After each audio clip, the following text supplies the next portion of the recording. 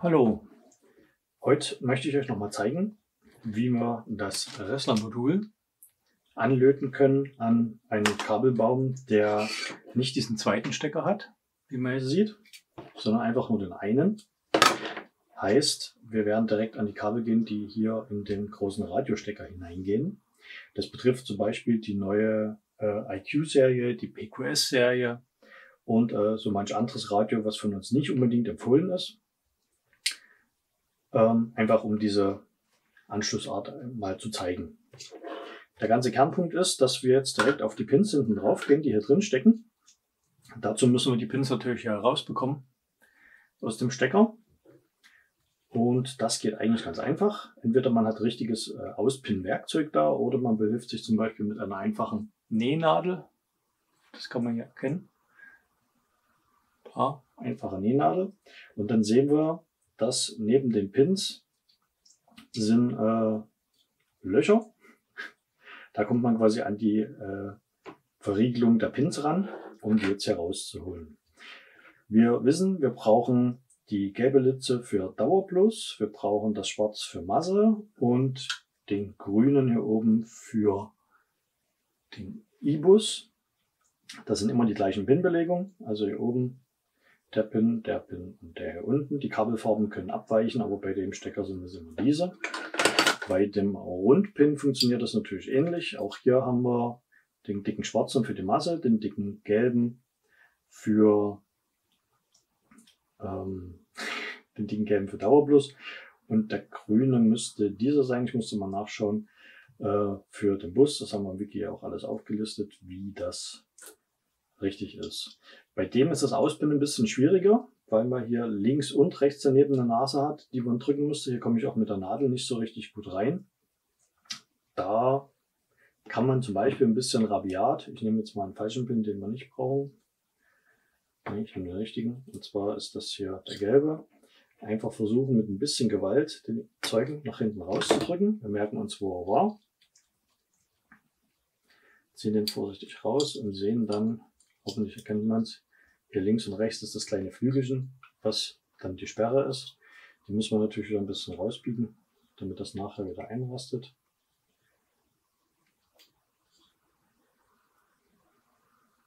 So, wird das wieder gehen. Und wir würden dann hier drauf das Interface oder Modul anlöten. Wenn wir dann fertig sind, nehmen wir einfach den Pin wieder, stecken wieder rein, bis er wieder einrastet und dann ist er wieder drin. Das nur an dem Beispiel. Den legen wir aber weg. Ich brauche es heute für Flachpin wieder und würde dann hier auch gleich anfangen mit dem Dauerplus, also dem gelben.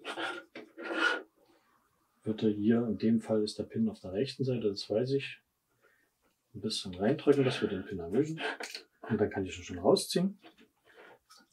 Und dann sehen wir hier, vielleicht ist die Nase oben drauf zum Sperren, die höre ich wieder ein bisschen hoch. Und da gehen wir dann drauf. Zum Löten mag ich immer ganz gern, wenn man so eine dritte Hand hier da hat, also so eine Halterung, wo ich den Pin dann einfach dran festhalten kann. So geht es vielleicht am schönsten. Wenn man das sehen kann, kann ich den festhalten und dann nehmen wir uns das Modul. Kabel ein bisschen frei.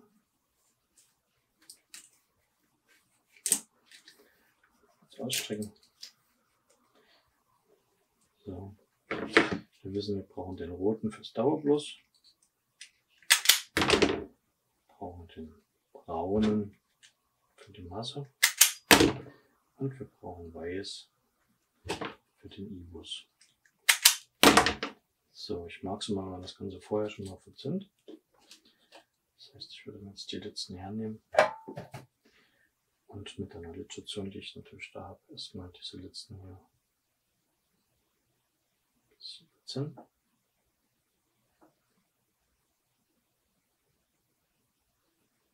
So.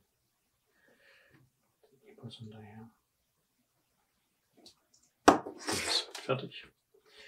Und dann gehe ich auf die Grimmverbindung hinten, wenn man das vielleicht sehen kann. Ich kann auch noch ein Bild einblenden aus der Nähe nachher. Und mache hier etwas Litzen drauf. das nachher besser haftet. Und nehme dann hier den roten Pin, biege das ein bisschen hoch, dass ich schon mal rankomme.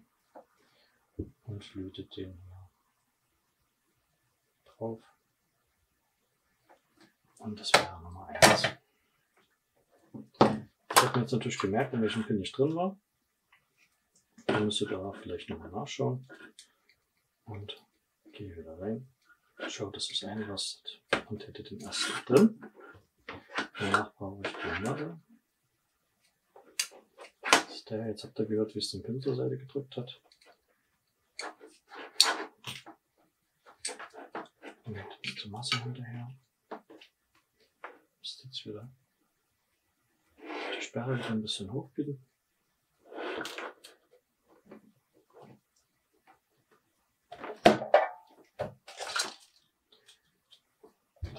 Wieder das Blitzen drauf. So. Dann gucken wir, dass wir die Kabel nicht allzu sehr verdrehen einander.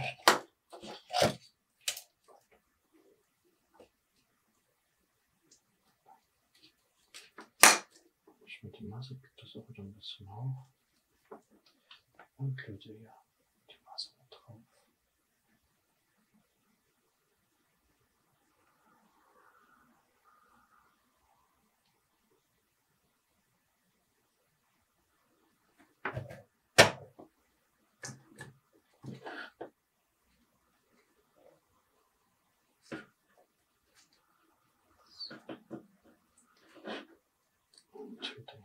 Der gehört, wie es einrastet, und zuletzt brauchen wir das.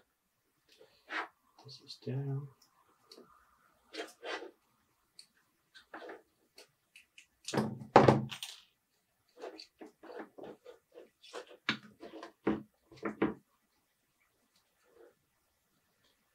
Ich sperre gleich wieder ein bisschen hoch. Sehen wir, dass der ganz schön verdreht drin ist.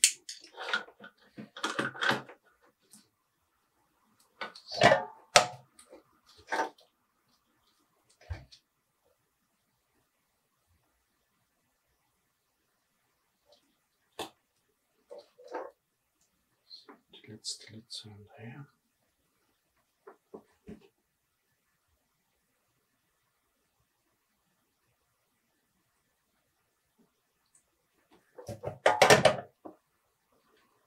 Das war es auch schon. Dann setzen wir das rein.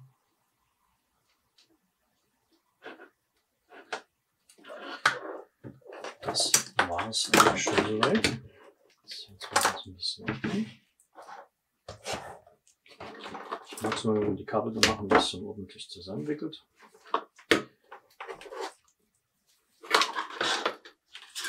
Ich nehme ich mal ein bisschen von dem Textilklebeband und mache alle ein paar Zentimeter.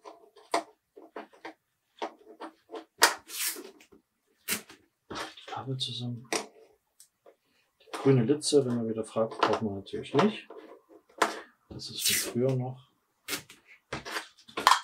Einfach weil wir den gleichen Stecker haben, beziehungsweise um im E46 mit einem Relais, das ist auch im Wiki erklärt, zum Beispiel sowas wie die Standheizung zu schalten.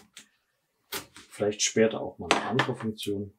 Im Moment wird die grüne Litze aber im Regelfall nicht benötigt.